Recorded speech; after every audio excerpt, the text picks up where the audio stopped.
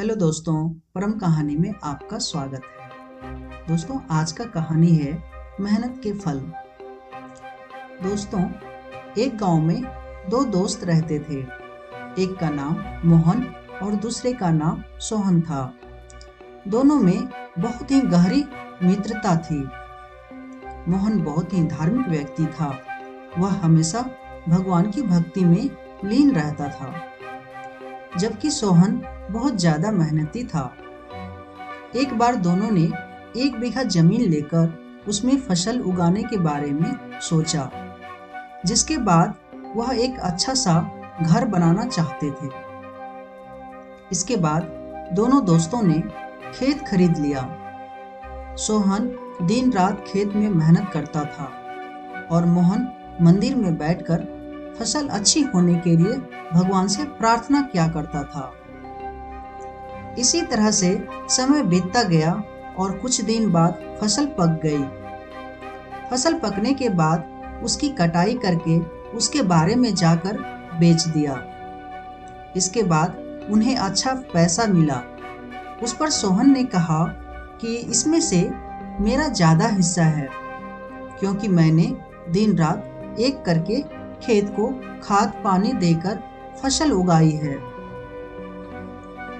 लेकिन यह बात सुनकर मोहन गुस्सा हो जाता है और कहने लगता है कि धन का ज़्यादा हिस्सा मुझे मिलना चाहिए, क्योंकि मैंने अपने खेत में अच्छी फसल होने के लिए भगवान से प्रार्थना की है, और जब तक भगवान की मर्जी ना हो तब तक कोई भी कुछ नहीं कर सकता है।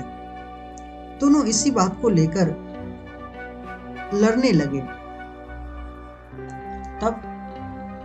अब यह बात गांव के मुखिया तक पहुंच गई। गांव के मुखिया ने सारी बात सुनने के बाद एक फैसला किया। मुखिया ने दोनों दोस्तों को चावलों की एक एक बोरी दी, जिसमें चावलों के बीच छोटे छोटे कंकर मिले हुए थे। मुखिया ने कहा, इस चावलों की बोरी को घर ले जाओ और इसमें से सुबह तक चावल और कंकर अलग अलग करके लेकर आओ।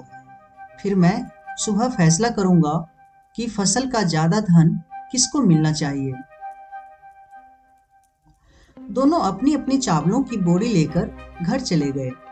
सोहन अपने चावलों की बोरी को खोलकर उसमें से कंकर अलग अलग करने में लग गया। मोहन अपनी चावलों की बोरी को लेकर मंदिर में चला गया और भगवान से चावलों से कंकर को अलग करने के लिए प्रार्थना करने लगा। बोले, हे भगवान, मेरे चावलों से कंकर अलग कर दो।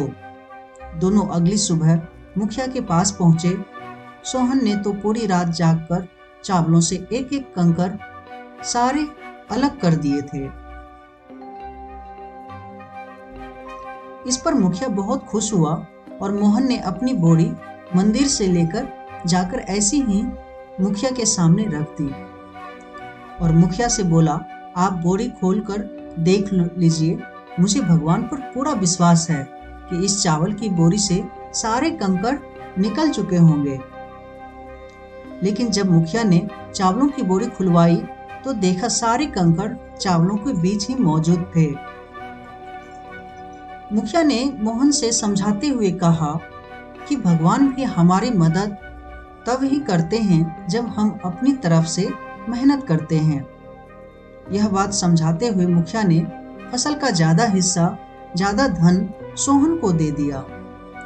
इसके बाद से मोहन भी सोहन के साथ खेत में मन लगाकर मेहनत करने लगा।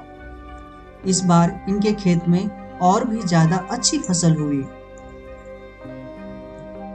यह कहानी हमें सिखाती है कि हमें कभी भी पूरी तरह से भगवान के भरोसे पर नहीं बैठना चाहिए, क्योंकि भगवान भी हमारी सहायता तभी करते हैं जब हम अपनी तरफ से मेहनत करते हैं। दोस्तों, इस कहानी से कुछ भी सीखने को मिला है तो मेरे चैनल को जरूर सब्सक्राइब करना और लाइक करना मत भूलना।